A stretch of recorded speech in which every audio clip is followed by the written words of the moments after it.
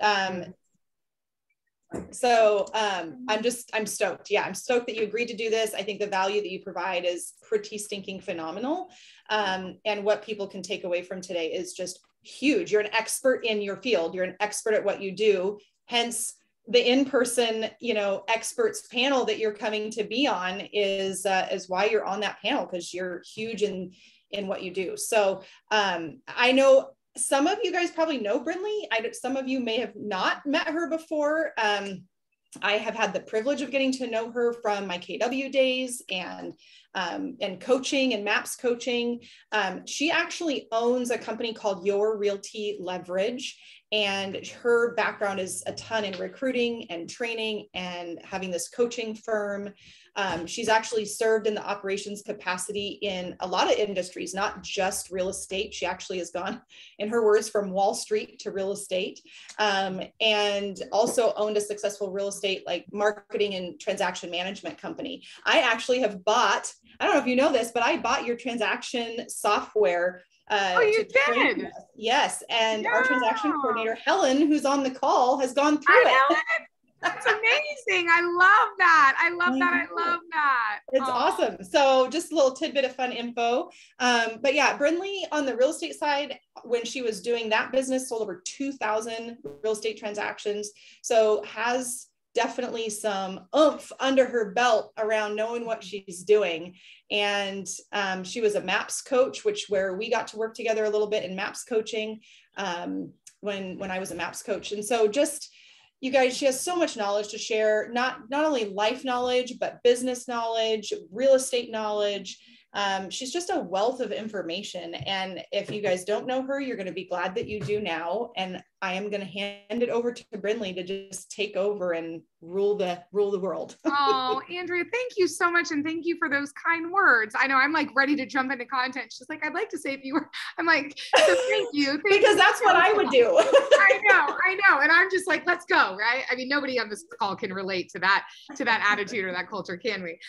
Well, thank you so much. And yes, as Andrea shared, I will celebrate 11 years in the business come November. And I have always been on the operations side of real estate. So I am not your girl that is going to teach you how to go on a listing appointment. I've never been on one. I'm not the girl that's going to teach you how to go on a buyer's consult. I've never done one. I am the girl that is going to empower you with the tools, the systems, the models, and the leverage that you need to go on that listing appointment and nail it, to go on that buyer consult and get that loyalty agreement signed. To help you focus on profitability and make money, right? And so I've always been on the business side. I started my first TC company in 2012, sold that to my employees, ended up going to work for a pretty big coaching company inside our industry and built their director of operations coaching program. And then the wonderful COVID led me an opportunity to go back on my own. And I started a company. I have a vision that I want a place where agents can come and they can get any type of leverage they need without having to give away 50% of their profit or their database. Teams are a wonderful thing. They are the bread and butter of my coaching business, of our leverage business. We service teams as well. And teams aren't for everybody. And we want a place that agents can come and get leverage and just get it as they need it. So that's what we've built. In the last 2.5 years, it'll be 3 years in October, I've gone from just myself to a team of 38 under the parent company, and then an additional 9 coaches in our coaching company. And we'll do about 2.5 million in top line revenue this year. So we've accomplished all that in just a little under 3 years. Now, I don't share that with you to share or brag, because really I did nothing. My team of 38 and 9 coaches did all of it, just under my guidance. I share that with you to show that I've scaled a business and I've scaled it quickly. And I know what it takes to have that type of massive growth. And I want to help start to share pieces of that with you. And so today we're going to talk about a topic that I don't know about you. I've had to get really comfortable being uncomfortable talking about it. why I chose this content. Typically, when you're a speaker or a trainer, you pick 4 to 5 pillars or 4 to 5 pieces of solid content that you want to master in order to give it to the world, right? To make your impact. And I chose this not because I'm the wealthiest, not because I'm the highest net worth individual, not because I have the highest savings account or the biggest savings account. I chose this topic because it was where I was failing the most in life. And the reason I was failing was not because of me. It was because of the way I was programmed to think and feel about money. You'll hear me say several times today that my mother taught me how to live poor better than she taught me how to live rich. Meaning, if you give me $1,000, I will live on that for 2 months. I will eat ramen and mac and cheese out of the box for two months. You give me $10,000, it'll be gone tomorrow. It's why I drive a Mercedes and I like shiny things. And those were what I call, and you're going to hear me talk about, my wealth files. I watched my mother make millions of dollars in the stock market, not pay taxes because she wasn't educated, not invest because she wasn't educated. And now she lives in an apartment above my garage and I support her. And so what I found was in my late 30s, and when I approached 40, I was following the same habits. I was starting to go down the same path because I was mimicking the behavior that I had seen, the programming that I had watched. And we typically go in one of 2 directions. We either go and we follow the same path, or we say, I'm never going to be poor again. And we go the other path. Both can be very destructive because it's not well balanced. It's to avoid something, not to become something. Does that make sense? Yeah. So the reason I start with that and I'm vulnerable is because this is a topic that a lot of us bury our heads in the sand. We don't want to look at it. We don't want to talk about it because there's a strong emotional, deep-seated roots around it. So today, I want to start the conversation. You're going to get a lot of content today. I'm going to give you a little bit of a sneak peek. At the end of this, there's going to be a QR code, right? If you scan it, you'll get the slides. So don't feel like you have to write everything down. I don't typically tell people because you're family, I'm telling you. All right. So just know you're going to get a lot of content, but you're going to get the slides with all the content. Today is just about conditioning your brain to start getting in to the conversation. Does that make sense? We're going to move pretty quickly. So what I would like is that if you have, did somebody say something? Are we good? Okay.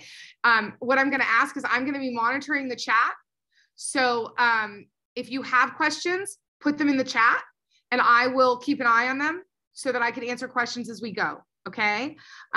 If you don't want anyone to know that it's you asking the question, send it to me privately and I'll still make sure the question's addressed, but the rest of the participants won't know that you're the one that asked the question.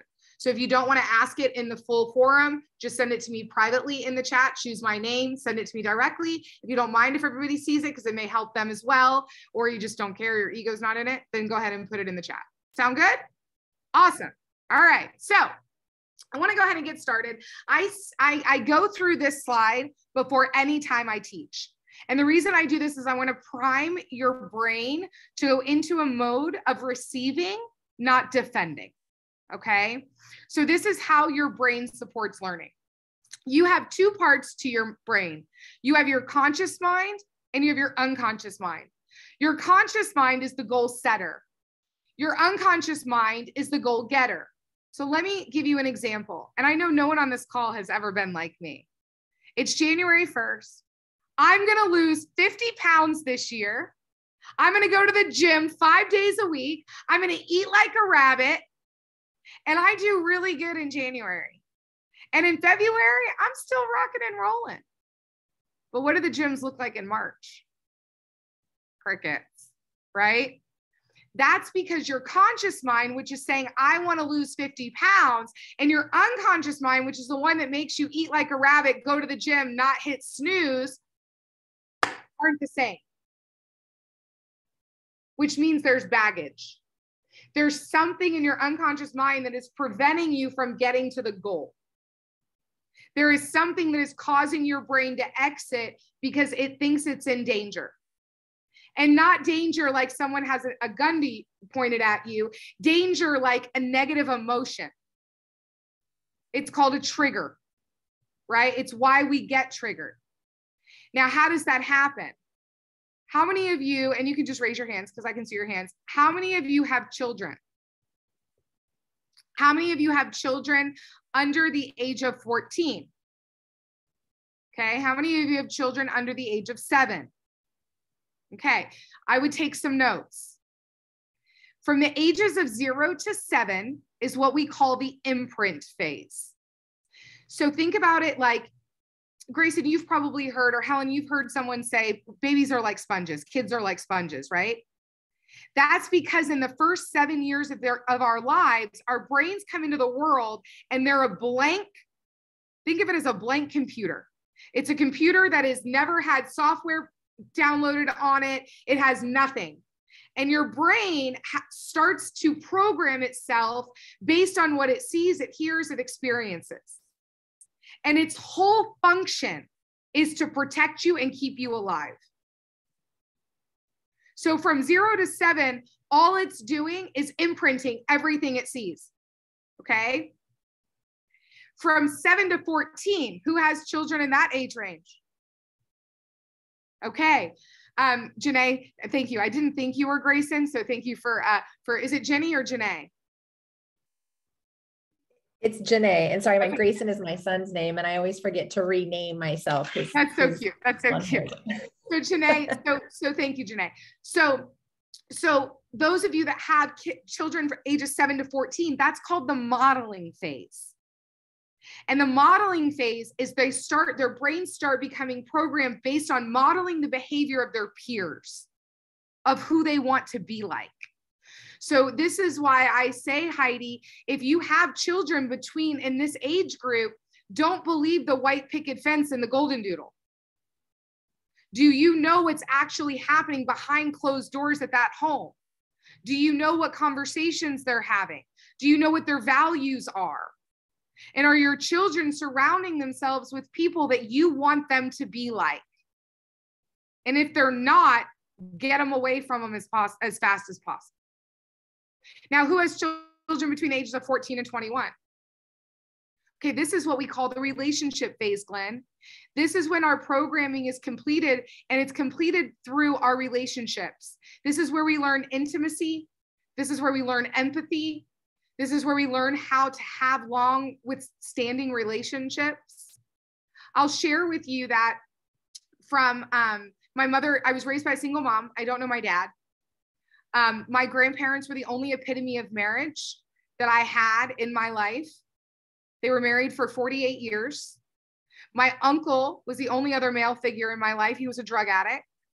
When I was 18, which is in which phase? The relationship phase. My uncle was actually shot at close range by his girlfriend's son through a bedroom window. And my grandparents divorced after 48 years of marriage because of the loss of a child. How many of you think I'm currently married? Right? Nope, I'm not. Never been married. And I've never had a relationship longer than 7 years. And 5 of those were not a relationship. So when I started rebuilding myself 10 years ago, I really didn't start focusing on relationships. And this didn't become a forefront of my brain until I learned this. And I started realizing why I couldn't maintain long-term relationships in my life. And it was because during the programming phase of my life, my brain learned that long-term relationships end, and they end in hurtful ways, and they hurt everyone around them. So I'm going to cut loose before that can even happen. Right? And now I've had to reprogram my brain to stay in relationships when it gets hard, see them through, have grace, have empathy, right? So what I want to share with you is that all of this programming can also be reversed. Now, why do I share all of this with you? Because what we're going to talk about today and the way you view money, you didn't even choose to think that way. It was chosen and programmed into you by your experiences before the age of 21. So the way you view money is not your choice, but it can be if we reverse it. So I point that out because here's the other thing. Your brain is always looking for an exit because its primary function is to protect you. So anytime it seeks danger, meaning a negative emotion, a painful emotion, it starts looking for exits. It says, oh, danger, danger. I got to go. We got to get out of this, right? This is uncomfortable. Being rejected for 2 hours is uncomfortable. So I'm going to look for an exit from lead gen and I'm going to go do something else and justify it as productive business because I don't want to feel uncomfortable. Because when the brain seeks danger, it fight, flights, freezes, or pleases. Now, the second part of this is that your brain receives 2 million bits of information per second. So 2 million bits per second through your 5 sensory organs. Your visual, which is what you see, your auditory, which is what you hear, your kinesthetic, which is what you feel, your olfactory, which is what you smell, and your gustatory, which is what you taste. And between those 5 sensory organs, your brain is taking in 2 million bits of information per second. Do you know how many it can actually process out of that 2 million, meaning how many it can actually comprehend and retain? Not 3. I'm cheating if I answer. Yeah, you're cheating because you know, right? It's 126 bits. So your brain, in the matter of a second, has to take 2 million bits of information and decide which 126 bits is going to get you what you want.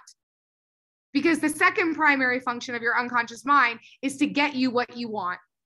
That's why manifestation and the power of your mind and your thoughts is so strong, because your unconscious mind is always listening and it's always looking for ways to give you what you really want.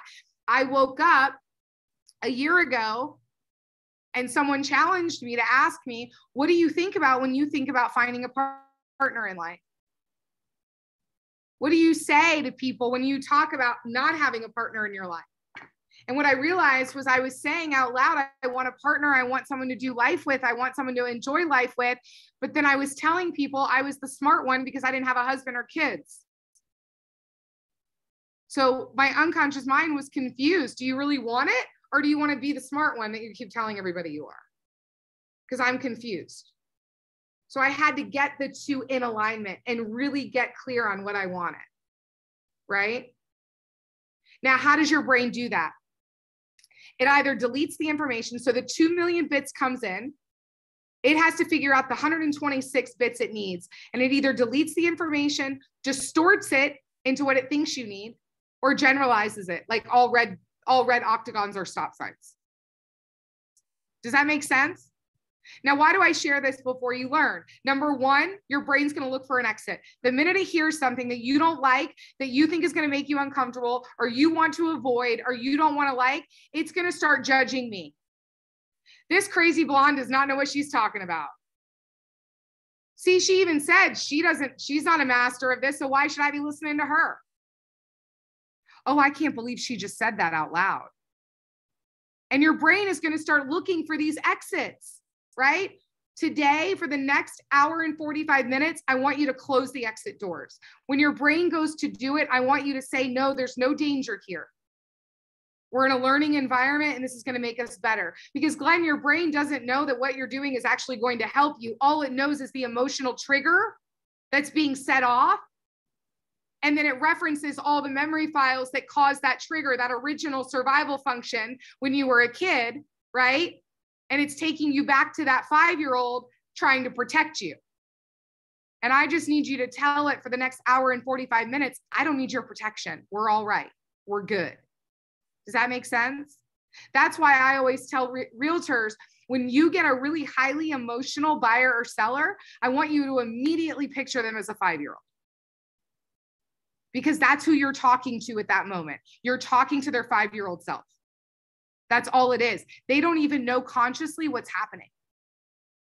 It's their unconscious mind throwing out their emotional state from when they're 5, because they think by getting hot, talking more, people are going to hear them. Talking louder, people will listen.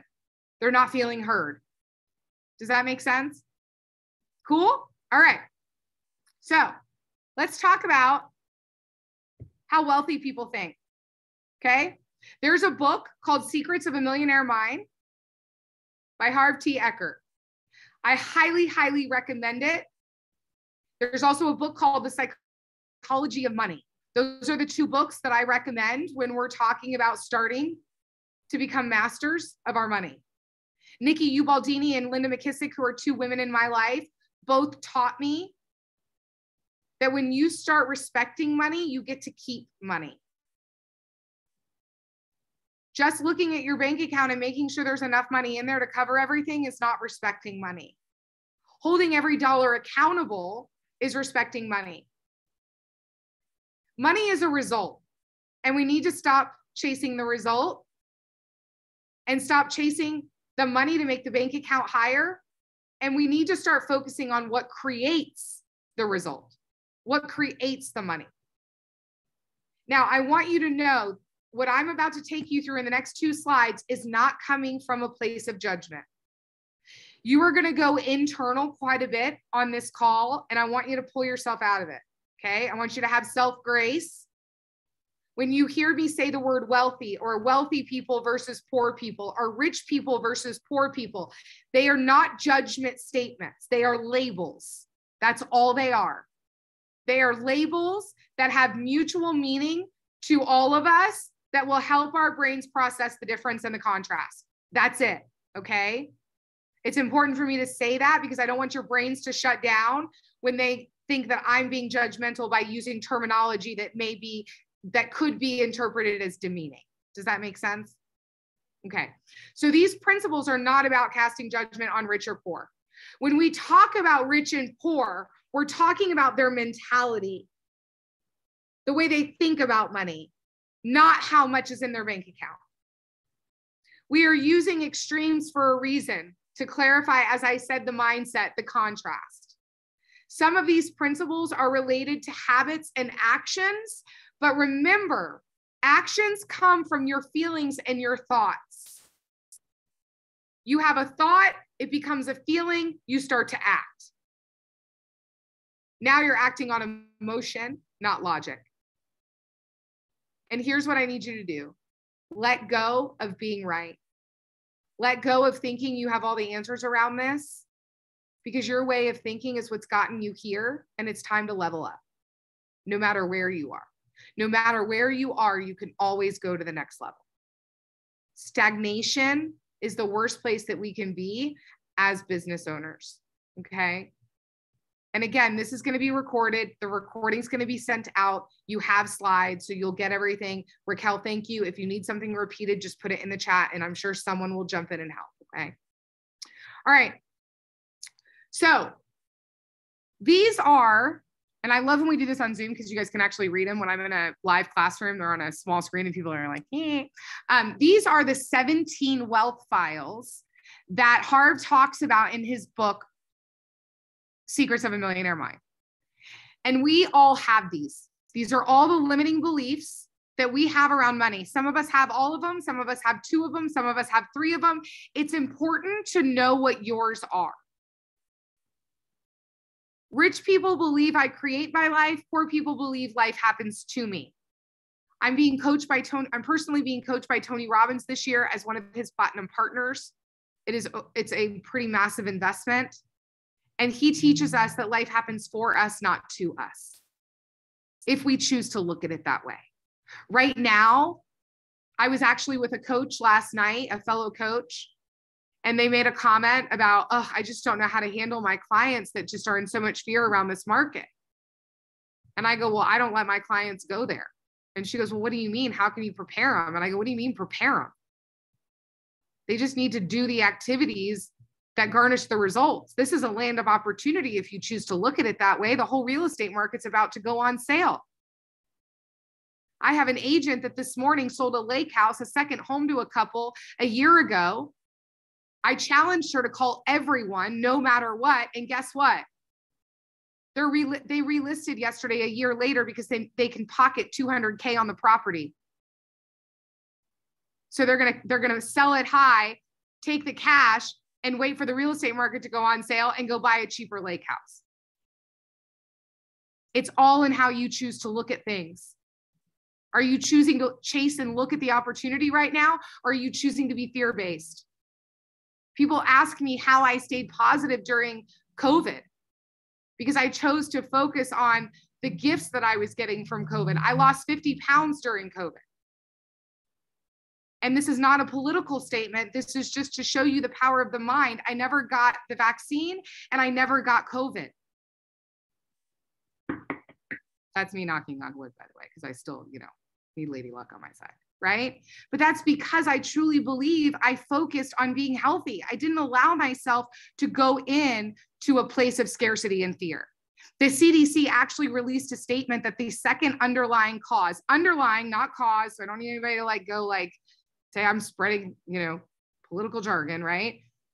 That the second underlying cause of COVID death was fear. That once people got in the fear cycle, they started manifesting their outcome. So rich people focus on what's happening for them in the land of opportunity, not what's happening to them and what's lacking. They play the money game to win, not to lose. They are committed to being rich, and they realize that money is only as good as the good it can do.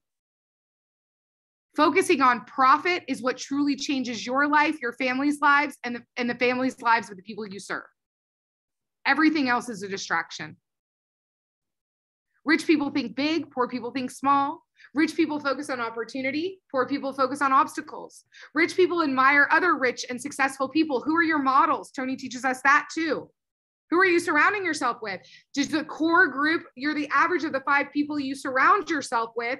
Are you surrounded by people that have a higher net worth than you or a lower? I will tell you, I am proud to say that the people that are in my circle are all richer than me. And I'm okay with being the poorest person at the table, because I learned from them. Some of them, one of them's on this call, are much more seasoned in life than me and much wiser. And I learned from them. I learned from the mistakes they've made. I learned about what they're doing differently, right? Who are you choosing to learn from? Who are you choosing to surround yourself with? You're going to get a copy of this, take a picture. For the sake of time, I'm not going to go through all 17. It's not story time, right? It's knowledge time. So please go back, read these, identify which ones are yours so that you can start challenging that belief. And more importantly, you can start doing things to change it, okay? In order to know your worth, you have to stop giving discounts, which means you have to know the value of your time. When I started studying time management, there's 2 men that I started studying at a really, really high level. The first one was Bill Gates, and the second one was Warren Buffett. Now, aside whether you like these guys, you agree with their value. I know I was like, somebody suggested I take Bill Gates out because I don't really watch the news and follow a lot of dramatic stuff. And they were like, yeah, you might not want to have him in there right now. And I'm like, what? Why? And I'm like, you know what? No, because listen, everybody, he's human. I don't care about his drama. I care to learn from him what he did really well, right? And what the man did really well was build a really successful, scalable business. And what I studied with these two was their ability to manage their time. You have 1,440 minutes a day. You only have 24 hours. Which one should you be focusing on? The one you have more of or the one you have less of? The one you have more of, right? You get 1,440 of these, you only get 24 of these. And we underestimate what we can do in 60 seconds, and we overestimate what we can do in an hour. So you have to start mastering your minutes so you can know your worth. Warren and Bill both say it's the only thing they can't buy more of. They can buy anything they want in life, anything. They don't even have to think twice about writing a $50 million check to charity, right? The only thing they can't buy more of is time. They get the same 24 hours, the same 1,440 minutes as you. That's it. So do you know your hourly rate? Just take out a piece of paper, a phone, anything that's going to allow you to write it down, and with a calculator. And the first thing I want you to do is write down what your monthly income is net. So how much actually cash money went into your bank account, not what you grossed. I love you all dearly. I don't care about your volume numbers, and I don't care about your GCI, because those are ego-driven numbers. You can have massive GCI and you can have massive volume, and you can be flat broke and $1 million in debt. We hide in GCI and volume because they sound better. That's why no one goes around asking what your profit margin is. No one goes around asking profit numbers, because I love you dearly, but the majority of you are not turning a massive profit because you're not focused on the right things. What you measure improves. If you're always focused on GCI and volume and you're not focused on profit, guess what's not growing? Profit. So I want to know your net. How much cash went in your bank every month? On average, what's that monthly income amount? Then I want you to write down how many hours on average you work per week. This isn't how many hours you want to work. Most of us want to work 20 hours, right? And make the same amount of money. This is the number of hours that you actually work. Most of you want to work 20, you're working 70. So write down the 70, okay? And then I want you to multiply that number, the number of hours you worked per week, by 5. I mean, by 4. Now my high C's, high details on the call, you're already tearing up this math equation because you're like, this is not going to be exactly right. That she's not even doing, there's more than 4.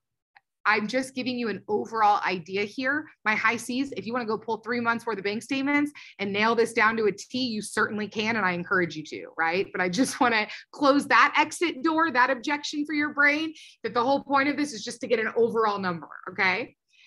Then what you're going to do is you're going to take that first number, A, which is your monthly income, and you're going to divide it by C, which was basically the number of hours you work per month.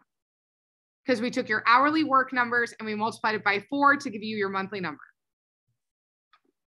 And that will give you your hourly rate as it stands of on average today. Now, you ready for this? Your brain just did one of 2 things. It either went, wow, that's way more than I thought. Or it went, holy moly, I'm cheap. And that is not what I want my hourly rate to be. Now, the majority of you probably went to number 2 if I had to guess. And this is because we're not focused on the right things. We're not focused on the things that are increasing our hourly rate. We're focusing on the things that are decreasing our hourly rate, which means we don't know the value of our time. And in order to be a successful business owner, you have to know the value of your time and you have to protect it at all costs. You have to have qualifiers to earn the right to your time, because every yes has to be validated by 1,000 no's. Because your minutes is all you have. So you've got to know what's raising your hourly rate and you got to know what's lowering your hourly rate. Now, the good news is we already know the 5 things for an agent that's going to raise their rate. And that is lead gen, lead follow-up, going on appointments, negotiating contracts, and scripts and role play. Those are the 5 income generating activities for an agent. Everything else is lowering your hourly rate. And that's why you need leverage, whether it's, and it can be cheap leverage right now. It can be an independent TC. It can be a per project marketing hire. It can be all fractional services. It doesn't necessarily have to be an in-house hire. That's why at our company, we've set up our model that we can offer the temporary fractional leverage until you can afford the full-time leverage. And then we'll help you find the full-time leverage when you're ready. Because we know that as agents, you need leverage, but you got to have leverage you can afford right now. It doesn't matter what the leverage is. The whole point of the leverage is to maximize those 1,440 hours. And that's the only way that you can get more time back, is by being highly leveraged. I have been in I'll have been in 3 states in 8 days. I traveled. I'm pretty proud of myself. I packed 15 days in a carry-on. If that tells you anything, I'm a pretty big traveler. I have a pretty big life. Those of you that follow me, right? I own 3 companies. I coach a solid roster while I run those companies. So I'm on coaching full-time 3 days a week. And people ask me all the time, how do you get it all done? And the truth is I am highly leveraged. I will share with you that I told you I was raised by a single mom, only child, lives above my garage, right, Heidi? Guess what? When you're raised by a single mom who's never been married, guess who you are her entire life? I was that woman's whole world, right? It's no wonder that I was selfish and self-centered and went down a path of destruction and had to get sober and go through 10 years of recovery, because I was somebody's entire world. The whole world was focused on me. Why wouldn't I think I was the most important person in the room? Because I was, right? I tried to escape this woman. I went to 4 different states. She followed me everywhere, Halsey, everywhere.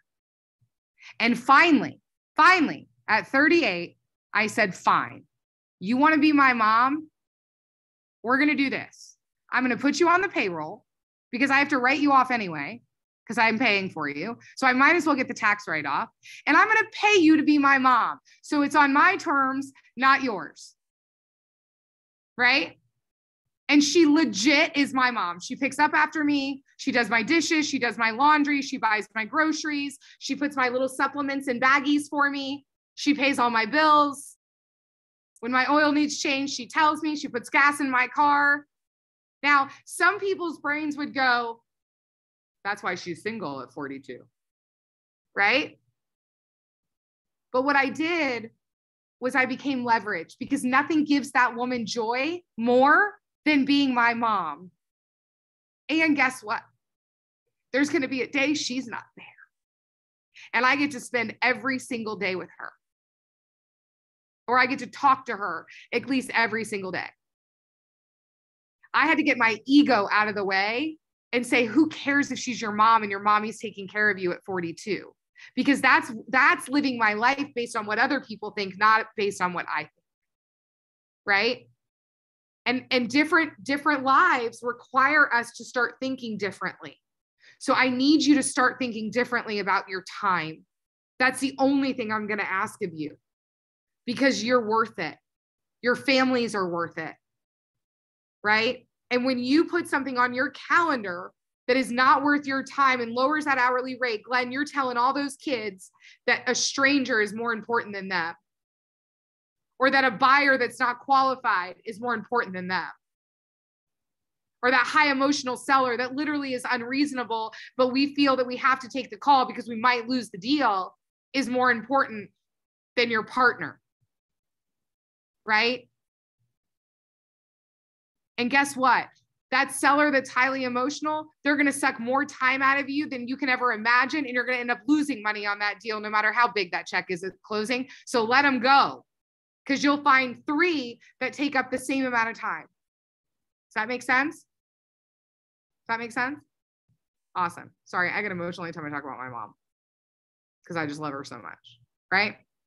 So a financial healthy company is a result of a series of small financial wins. And here's what I want you to hear. This is not about going from 0 to 100 today, what I'm about to teach you. This is about a 1% improvement every day. And then in 100 days, you'll be 100% better than you are today. And then Halsey, you'll start that all over. And you'll start another 1% every day, right? And by the end of a year, you will be 365% better than you were at the beginning of the year, Desiree, right? So what do I mean by profit first?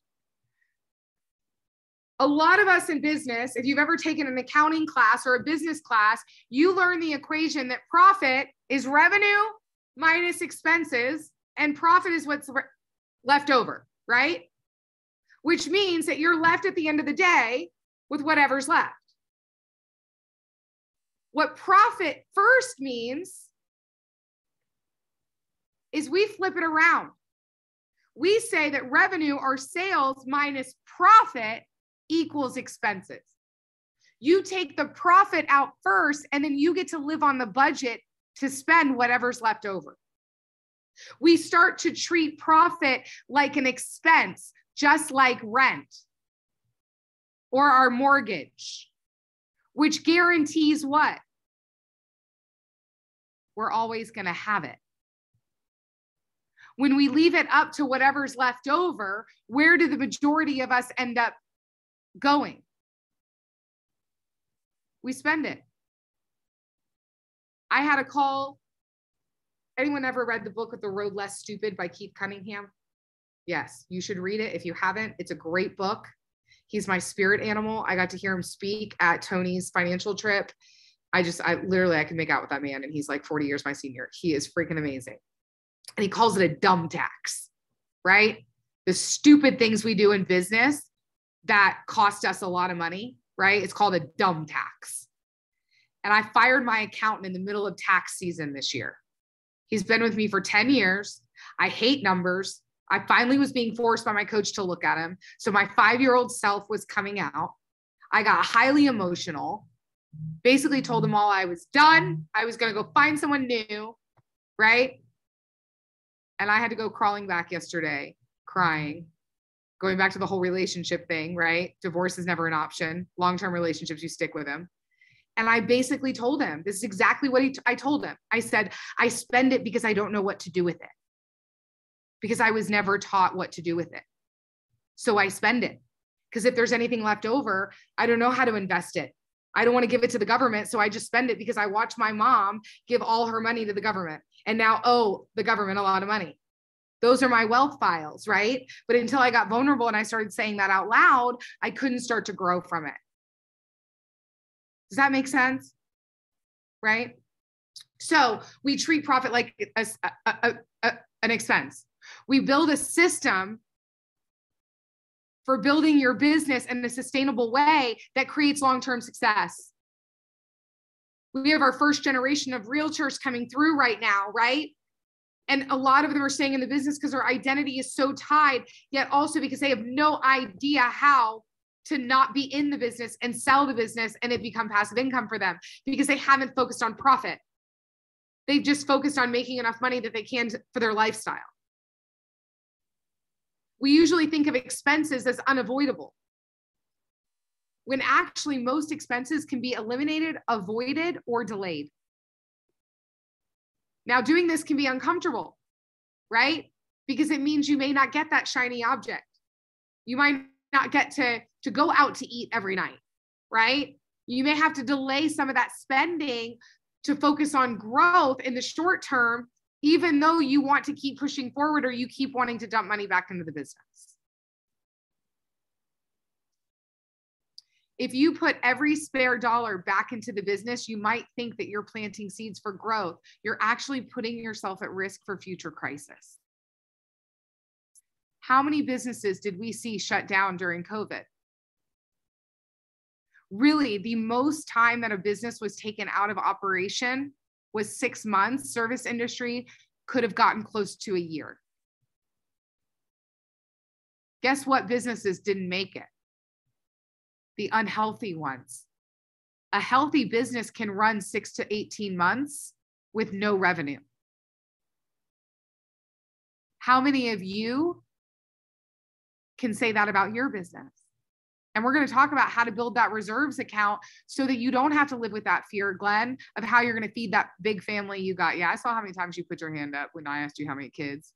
I think you're like at 13 or something I saw, right? 3, that's a lot, right? Anybody on the call got more than 3? Throw it in the chat, right? So I want you guys, okay, Desiree. Yeah, Desiree, 7. Oh my goodness, right? Okay, sorry, Glenn. Hey, Glenn, if you ever need to know if you ever want your life to feel better, just call her and let her share with you what 7 looks like. Wow, Desiree. You get the golden trophy today for that. So how do I do this, right? How do I do this? I'm going to walk you through a process right now on how you can start putting profit first and you can start building money and building a nest egg for yourself and still operate a profitable real estate business. How does that sound? Okay. So the first step you're going to do, and again, you're going to get these slides. So just know I'm going to go over the overview of the process, but then you can go granular step by step. And that's why the slides are so content rich, because I wanted you to have something after that you can go back to, right? And see step by step what to do. The first step is to get more granular on how you allocate your cash. Most of you right now probably have 2, possibly 3 bank accounts. You have a business account, and then you have a personal checking and a personal savings. If you have more than that, you're doing great. If you don't, it's okay. We're going to walk you through exactly how to set up your bank accounts so that you're based on you have the core functions of your business. Okay. So step 1 is you're going to set up 3 bank accounts with your current bank. So whoever your current bank is, we're going to call that bank 1. And you're going to set up 3 accounts. You're going to set up a checking account if you don't already have it, an owner's pay account. So this is how you pay yourself as an owner of the business, which is also going to be a checking account. And then a 3rd checking account called operating expenses. Now, I'm teaching you the process just as Michael Michalowicz outlines it in his book, Profit First. We've modified it a little bit for our business. So go ahead and set it up this way and start using it. And then you might find as you go through your own system, you might have a better way of allocating. The whole point is to separate your cash into different buckets. Okay. So you're not commingling everything. This will prevent you from doing that bad habit of, oh, there's enough money in the bank, I'm good. My next closing is in 2 weeks. It's going to add more funds. We're good. Right. The next step is you're going to set up 2 new accounts at a new bank. So this is going to be a different bank. So right now, if your current bank is Bank of America, you're going to go over to Chase and you're going to set up 2 different accounts. Those accounts are going to be your profit account, which is savings, and taxes is the second account. The reason you set these up at a different account is to prevent you from being able to borrow funds from them to pay for expenses. Because how many of us have these accounts and it's so easy now to go on our phones and transfer cash from a savings account into a checking, right? This right here is going to stop your brain from being able to do that. My account at my second bank, I have to pay an astronomical wire fee if I try to wire from that account to the next one. So someone actually asked me, it's a household account, is at that bank, and my T, who's my mom, my household manager said, hey, we need some more cash in the household bank, which tells me she's not honoring her budget. And I said, sorry, I can't transfer money to that account. You're going to have to wait until it gets refilled and allocated on the date that it gets allocated. So guess what that taught her? You can't pay stuff early. Follow the system. Stop trying to get ahead of the system, right? So it also helps you hold people accountable in your business in the future that may be spending your money. Does that make sense? So to recap, 2 banks, your current bank, 3 accounts, income account, owner's pay account, operating expenses account, new bank, hard to transfer to and from, profit account, tax account, both savings accounts. Everybody with me? All right. Now what you're going to do is you're going to create what we call caps and taps. Taps are your target allocation percentages.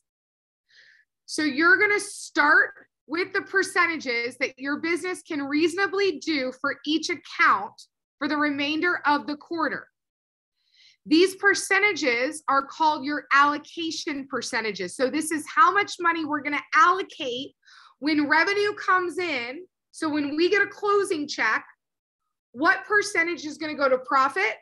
What percentage is going to go to operating expenses? What percentage is going to go to owner pay? What percentage is going to go to taxes? What percentage is going to go to operating expenses? These are called your allocations, how you're allocating your cash to your various spending budgets. spending buckets. Does that make sense?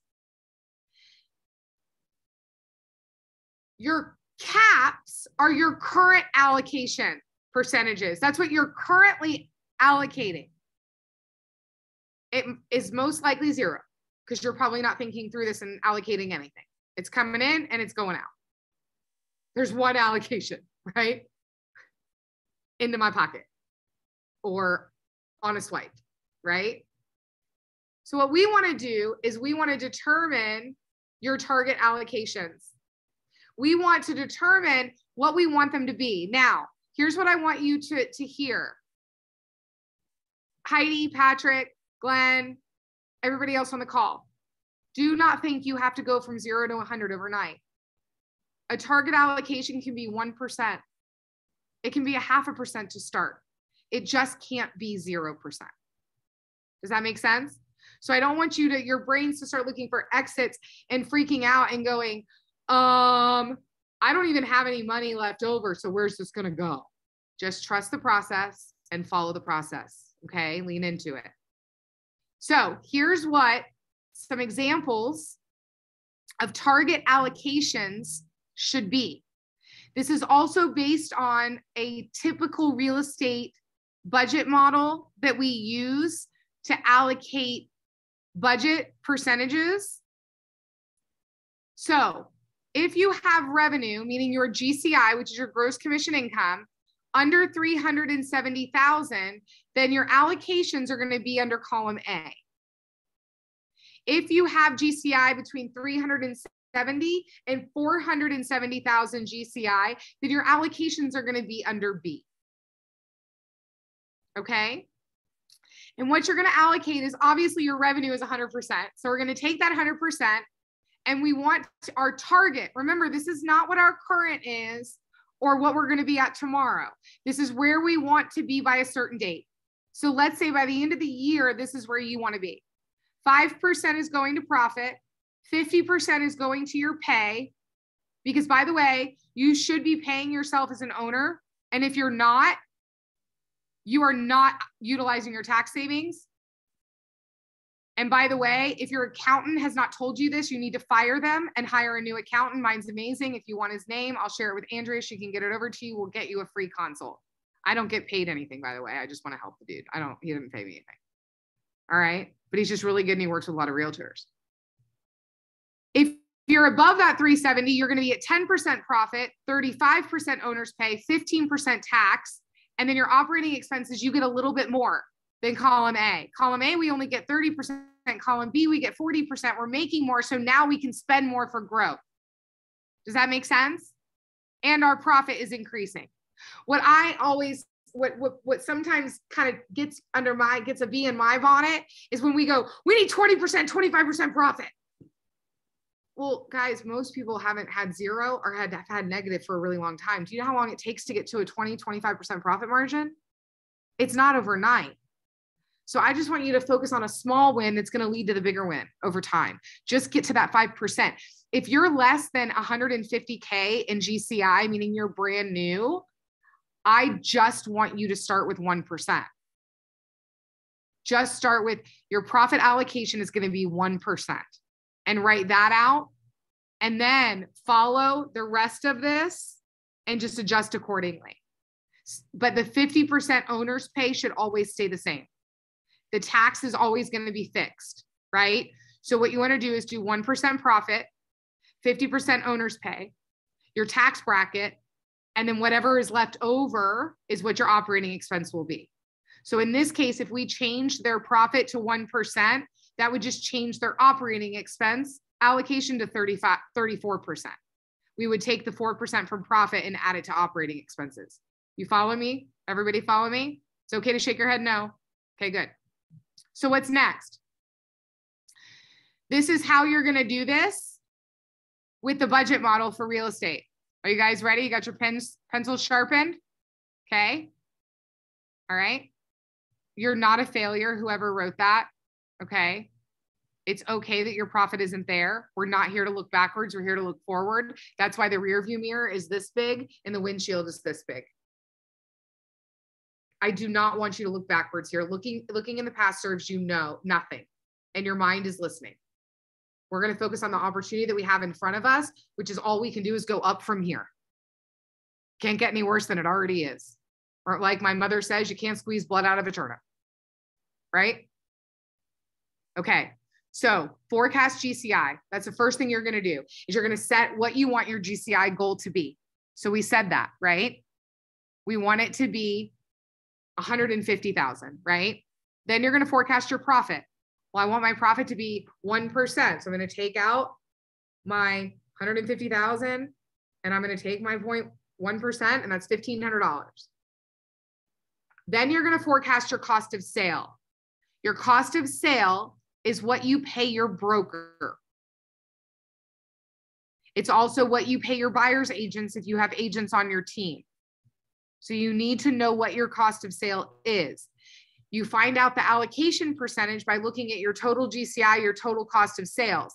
And then you take how much you're paying out to your brokers and your agents and you divide it by your total GCI. And that's going to give you your percentage allocation for cost of sale. You have to have that. That's important because that's where most of you are losing the most money. Andrew, do you have a question? You good? Okay.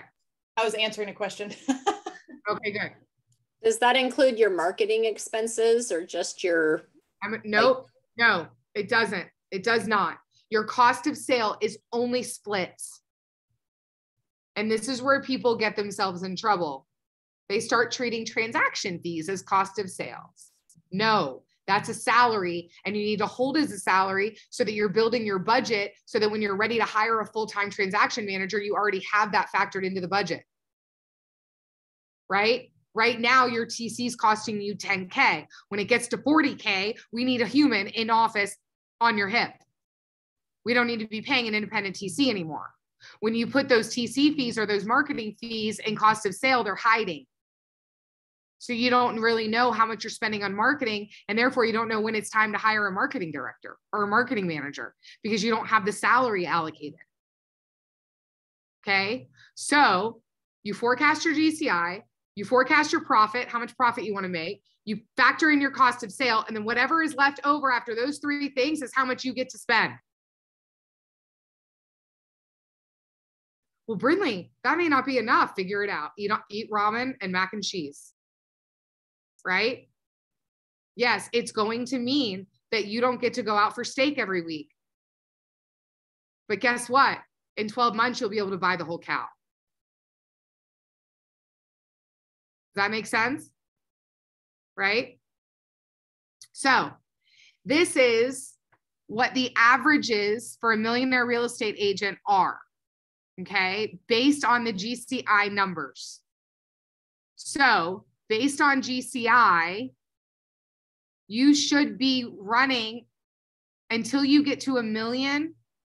You should be running on a higher profit margin because you're spending less, right? Because you're not in a growth mode. So actually, if you're making 150K a year, you should have a higher profit than you will when you're making 2 million. Percentage, not dollar amount, right? Because your expenses are higher when you're making 2 million versus 150K. 150K is just you. And maybe some marketing and maybe an office fee, right? The challenge is we go spend it on all these other bells and whistles, cutting right into our profit. Does that make sense? Okay. Now let's talk about reserves. So if we're going back to a profit first allocation here, you got this 5% profit, right? Or maybe you have your 1%, or maybe you're doing good and you got the 49. Whatever that percentage is, this is what you're going to do. You're not taking any of that profit yet.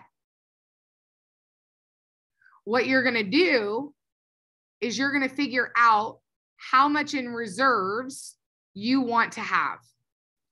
And that number has to come from you. What is the number that's going to give you peace of mind that if you know you have it in the bank, you won't worry about the next deal and where it's coming from? That you can live on that money if no revenue were to come in starting tomorrow. Is that 3 months? Is that 6 months? Is that a year worth of expenses? So you want to pick how many months of expenses that you want in reserves to have as peace of mind. Does that make sense? And here's how you're going to start to build those reserves. The first tier, which is where you start, you're going to take your profit. So let's say that you have $1,000 in profit and you're going to do a 90-10 split. You're going to take 90% of that. So that would be $900. And you're going to put it into a reserves account, which is your profit account at that second bank. Okay. The other $100 is yours. You can go spend it, right? So you're going to take 90% of the profit and you're going to put it in reserves. You're going to take 10% of it, you get to spend it. Once you get, right? Until you get, hold on one second. So let me back up for a minute. You're going to pick, I'm going to take this off so you guys don't get confused. I skipped a part. Hold on one second. So you're going to pick two numbers. You're going to have your first number, which is, okay, this will give me peace of mind and I'm okay. And then you're going to have your ideal, which is 6 months. Okay. So I want you to pick a first number. Let's say it's 3 months. And tier 1 is what you're going to follow until you get to that 3 months. You're going to just dump 90% in until you get to that first benchmark. Now, Glenn's benchmark is most likely going to look a lot different than mine because he's got 3 kids. I've got none. Desiree's is going to look a lot different than all of us, right? So you got to figure out what's the first step that's going to give me a little bit of relief and make me go, okay, I know I've got that there. And then you're going to go build your long-term one, which could be anywhere from 6 to 12 months. Okay. So once you get to your 3-month mark or that first benchmark, then you're going to switch to an 80-20. 80% of your profit is going to go into that reserve account and 20% is going to go into your bank account to spend. And you're going to stay on the 80-20 until you reach 6 months, or you reach the point where you know you can go through a seasonality shift or a pandemic and be okay. But you have to identify what those 2 benchmarks are. Everybody follow me there? You identify the first one, you follow the 90-10 path until you hit it. Then you pick the second one, you follow 80-20 until you hit the second one. And then this is where the real fun begins. Are you ready? Tier 3. Tier 3, you're going to do forever. You're going to put 90% is going to go into your profit account and 10% is going to go into your reserves account. And you're going to continue to put 10% of your profit in that reserves account, right? Forever.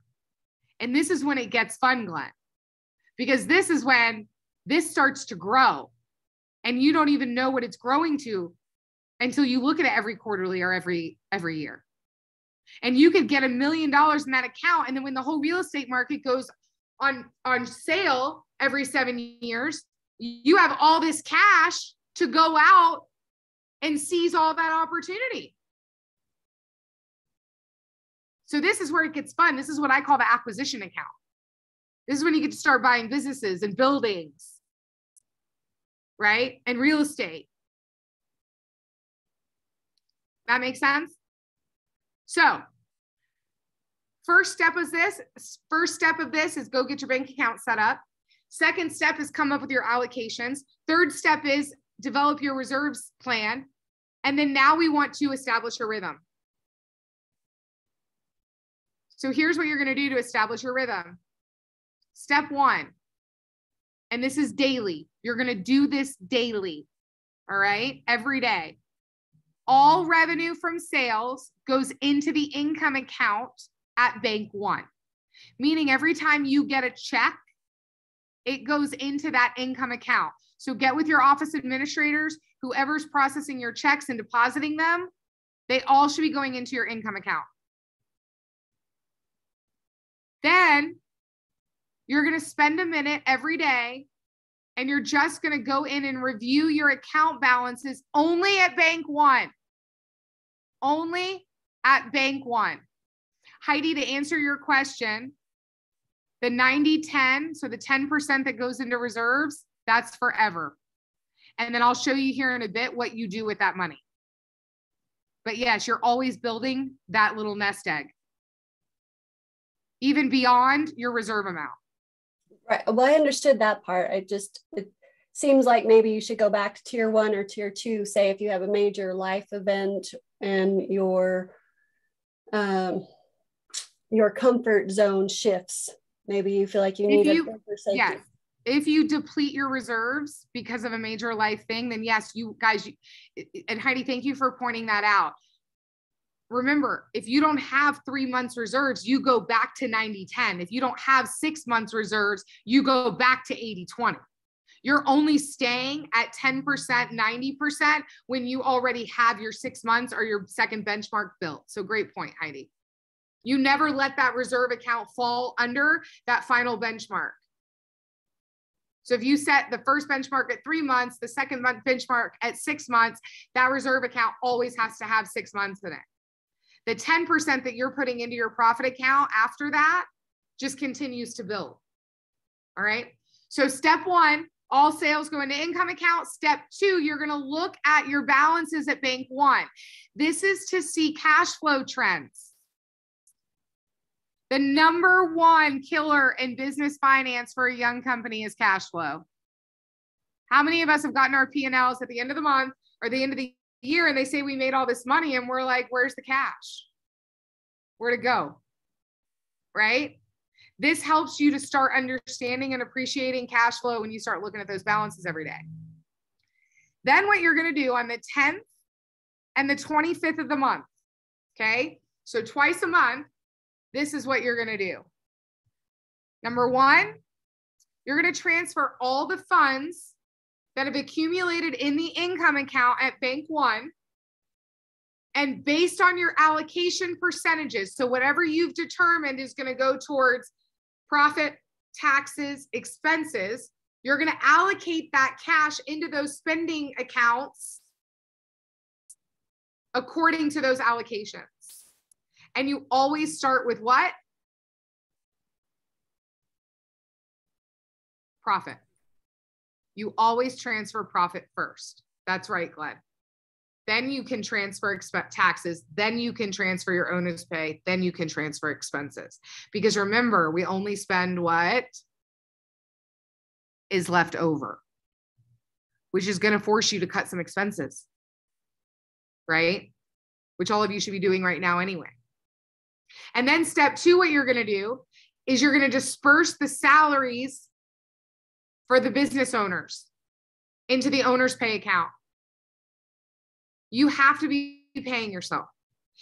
Even if you are paying yourself through payroll, you still are going to transfer that income into the owner's pay account and you're going to run your payroll through the owner's pay account.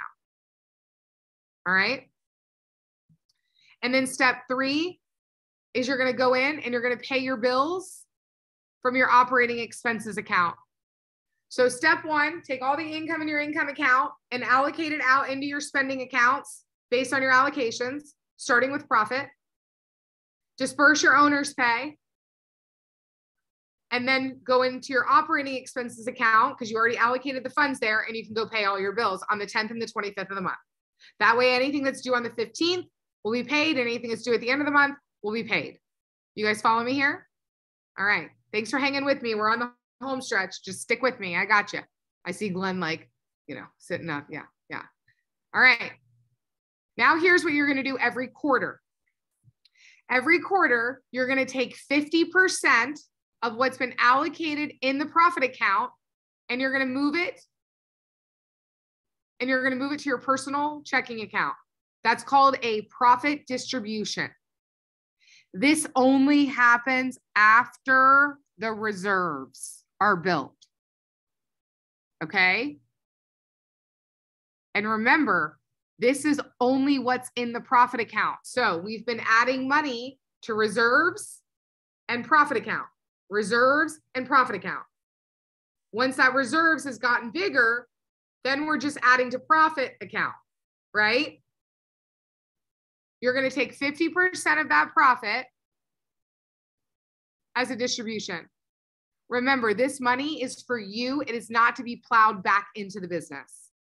This is what starts to build long-term sustainability and reduces burnout, because you're actually now making some money. And there's a rhythm and there's a system.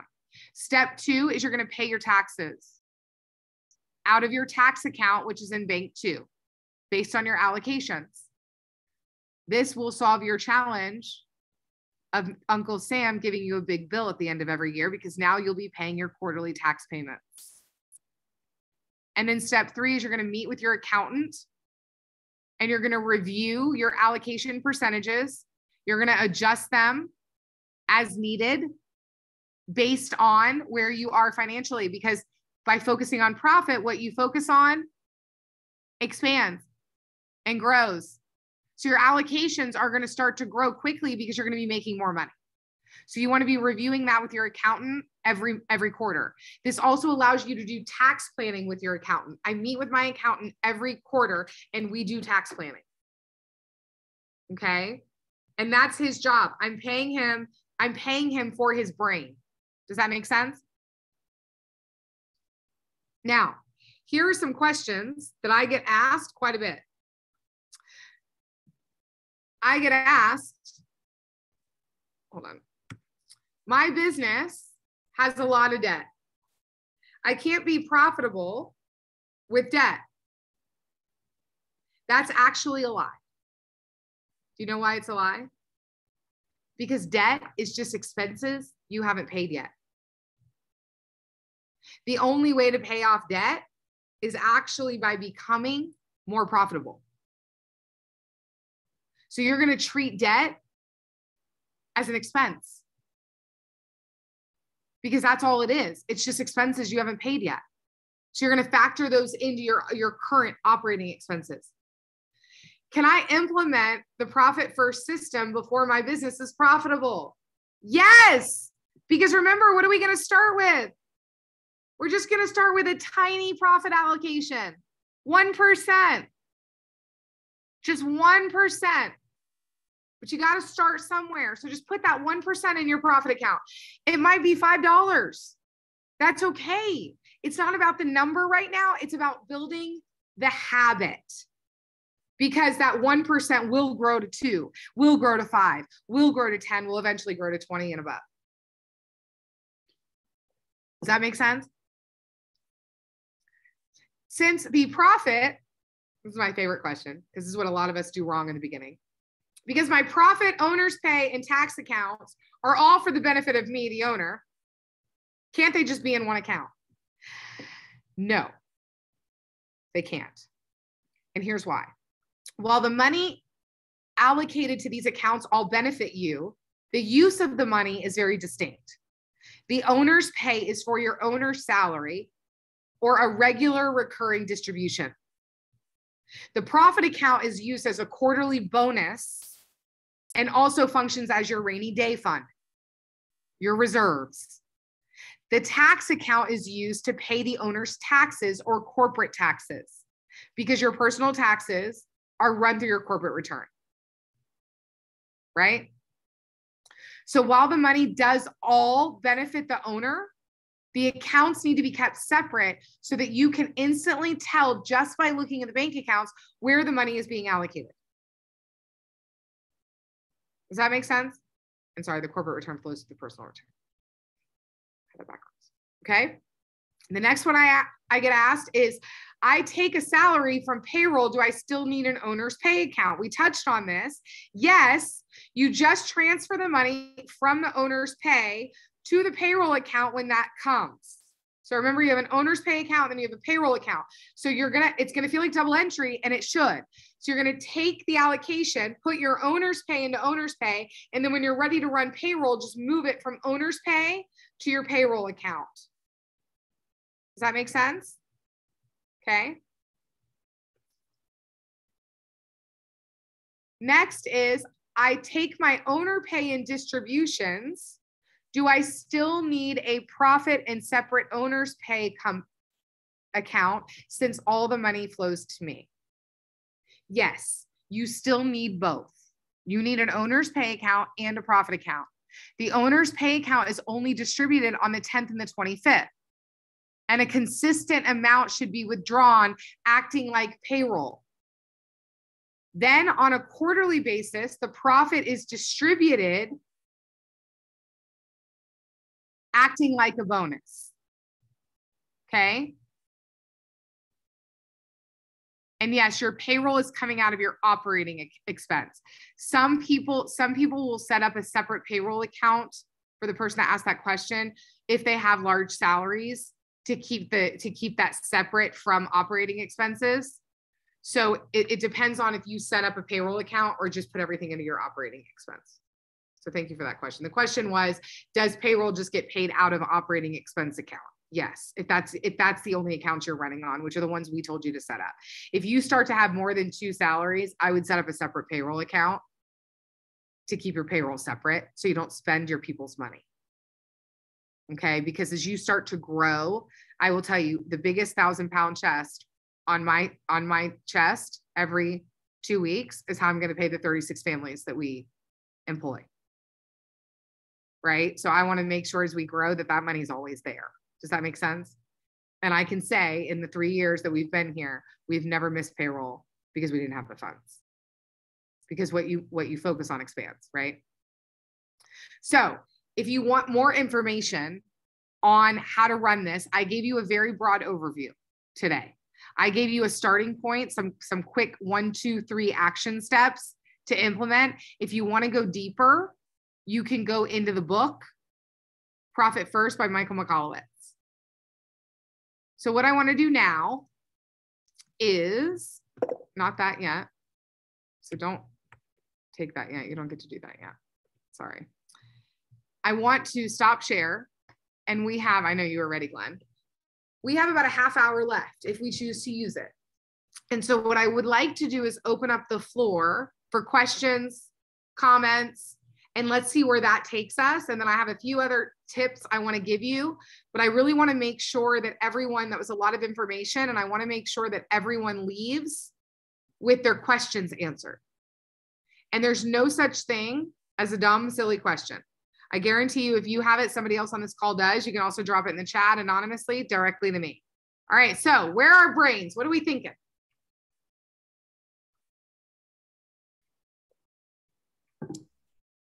So, Brindley, will you go back to, I have a feeling that this will be one that some people may not want to bring up. So you talked briefly about, well, if you have debt, then you can't be profitable when you have debt in your company. So can you just go a little deeper into that maybe and explain that? You said run it through as an expense. Yeah. And, is there any other like strategy or mental thought process behind that you would go into? Yeah. Absolutely. So here's the first thing. You got to be willing to look at it and just accept it, right? A lot of times we have debt and it just is like this heavy thing that sits on our back and we know it's there, or we ignore it until we get a statement or someone calling us 50 times a day, right? And I want you to just say, and just move to acceptance around it, that you've got it. And it's just expenses you haven't paid yet, and come up with a debt plan, right? Even if it's $20 a month, and just something that you're going to pay into it. And you're going to create that and don't call it debt, call it past expense or previous expenses, past expenses. Which feels better, debt or previous expenses? Yeah, that's a big mental shift. That's it. That's exactly right. Remember, guys, the labels and the meanings that you give things is the space in which you hold them. If I say it's always hard, Heidi, what is it always going to be? Hard. Yeah, right? Listen, every good business owner has healthy debt. I have a $200,000 line of credit. We've only used $50K of it. And now we have a $5,000 line item on our P&L called growth, because we used it to hire talent that we knew we would pay it off in 3 months. It's okay to have healthy debt, right? And once you pay off the unhealthy debt, then you get to start having the healthy debt, right? So just treat it as past expense. Come up with your debt schedule, how much you're going to pay in. You can use the Dave Ramsey snowball method if you have credit card debt, which is where you pick the one you can pay off the fastest. right? And then the next and the next, or you can do it the reverse model, which is what he teaches, which is start with the biggest one. I say start with the smallest one, because then your brain starts to feel wins, right? Like you pay the first one off, sweet, we got one down, right? And then by the time you get to the big mamba jamba, you're like, oh, this is nothing because we've already paid off 14 of these. Does that make sense? It's all in how your brain is going to work. What's going to give you the most energy? Choose that, right? There's 1,500 ways to skin a cat these days. Everybody's got a theory, a model. You got to find the one that works best for you. You don't have to reinvent the wheel anymore. There's no need for creativity anymore. Google took all the creativity away, right? Ego is creative. The head is smart and just goes and does what somebody before them did better that got them the results they want, right? But ego wants to tell us, no, we have a better way of doing it. It'll make you feel better if you come up with it. Who cares? I just want to be rich, right? So I can help more people. And I used to be afraid to say that, right? I used to be able to be afraid to say that money is in my top 5 values for my business, because what you focus on expands. If I don't have something around money or prosperity in my core values for my business, then what am I doing? Right? It's okay to say you want to be rich. Rich in life, rich in money, rich in bank account, because money affords you the opportunity to have a bigger life to help more people. My dear friend, Ben Kenny, if any of you know who he is, he's pretty, he's got like $100 million from Goldman Sachs to build a real estate platform that's going to change and revolutionize our industry. He knows a little bit about what he's doing, right? And I'll never forget a story somebody told me. He grew up poor. Now, I will say this about Ben, because he's one of my best friends, right? He grew up in a very poor wealth files, right? He has very scarcity mindset because he grew up poor and he swore to himself he never would be poor. But I'll never forget when someone told me one Christmas, he walked into, I think it was a Walmart in Bellingham, Washington. And I get chills and I get tear up every time I hear this story. And he literally bought everything on layaway. He walked in and he said, I want to purchase everything. It was like 3 days before Christmas. And he said, I want to purchase anything that anyone has on layaway with your store. Do you think he could have done that if he didn't want to be rich? We got to change the way we look at this stuff, right? In the book, Millionaire Mind, I don't know why I'm so emotional today. Must be, whatever. And, being in your 40s as a female is really fun. So, right, Andrea? So, right. I mean, so it's just, this is reality, right? And this is what makes us women. So, we cry when certain things happen in our hormonal, energy fields, right? So what I'm saying is, in the book, he talks about a gentleman that was literally making like something crazy, like $850,000 a year. And he was always broke. And when they started digging into his wealth files, what they discovered is that his mother always said, rich people are greedy. So he always associated, if I have a big bank account, if I have a lot of cash, I'm greedy. So he would just give it away.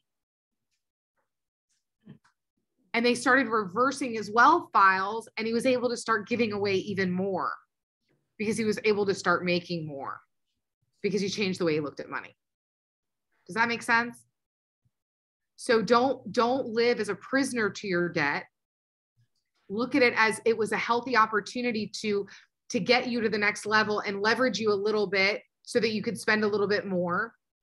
Or if the debt's there because you spent too much, then just give yourself grace and just say, I'm going to learn from it. It happened for me, not to me. And I'm not going to let it happen again. If you want to hear my personal story, and I might share this a little bit more when I'm in person and we have more time, you can Google the One Thing podcast, episode 78, the One Thing podcast, episode 78. I'll also put the link in the chat if you give me a second. And what you'll hear in that story is that I hit my rock bottom 10 years ago. I almost killed someone in a blackout, driving a car drunk. And I was facing a lot of jail time. I thought he was dead for 2 days. I thought I was going to prison for the rest of my life. And it forced me to make a lot of change in my life. It's a great story especially if you have anybody that is struggling with addiction, or alcoholism or anything like that, or if you have kids that you want to, I had a mom that contacted me last week and said, my daughter and I listened to your podcast episode on the way to a trip this weekend. And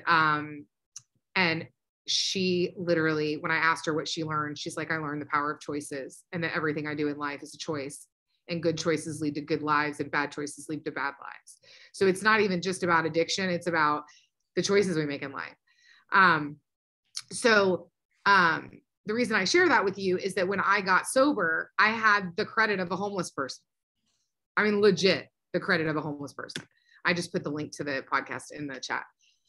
And I still, to this day, right? If I go apply for a credit card because I want miles or I want points, like I still sweat in my palms.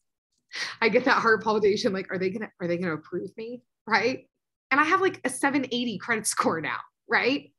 But that trigger is still there. I'm still working on releasing that fear of having that credit as a homeless person when I was back riding a bike and couldn't pay my rent because I had royally screwed my life up. Does that make sense? Right? So just know it's all a journey, right? Like this is going to change. And now, I mean, for years, I would not go in debt because I paid off about $150,000 in debt.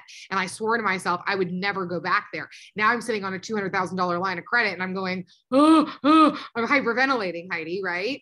And I have to just remind myself, no, you're in a different position today, because that trigger still, that protection still wants to come up.